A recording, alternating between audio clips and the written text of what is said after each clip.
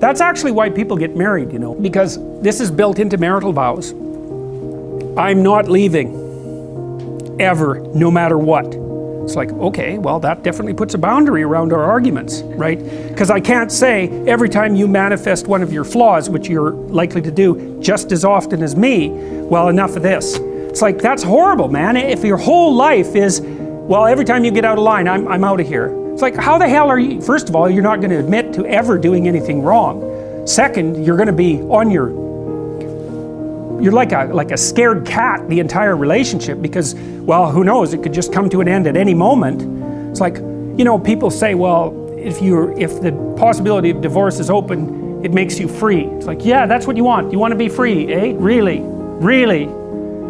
So you can't predict anything. That's what you're after. It's a vow. And it says, look, I know that you're trouble. Me too.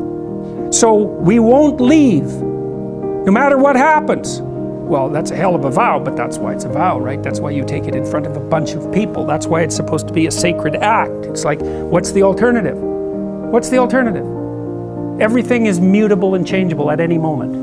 Well, go ahead, you live your life like that and see what you're like when you're 50. Jesus, it's dismal. 2 or 3 divorces, your family's fragmented, you've got no continuity of narrative.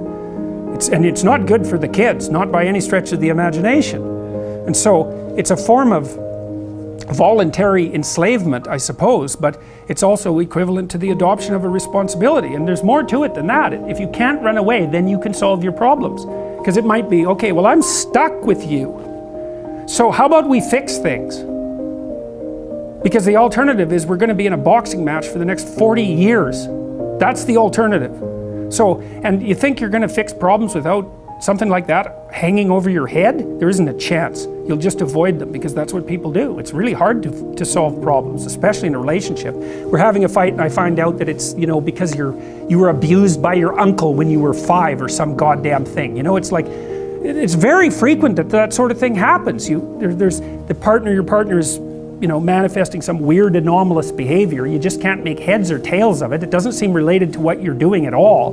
They don't want to talk about it. And so as soon as you bring it up, they get mad. And then you bring it up again, they even get madder, and they tell you that you're not going to talk about that or they're going to leave. And so maybe you're really, really persistent because you're kind of a son of a bitch, and then they break down and cry, you know, and then they have this horrible memory that comes flooding forward that's completely, you don't know what to do with it, and then you have to sort it out. It's like, you think you're going to do that unless there's a good reason? You have to know, we better sort this out or we're going to be carrying it around for the next 40 years. That maybe is enough motivation so you'll actually try hard to solve a problem. It's a lot easier to say, well, sorry, we're not going there. But then, good, you'll have it every day, every goddamn day for the rest of your life.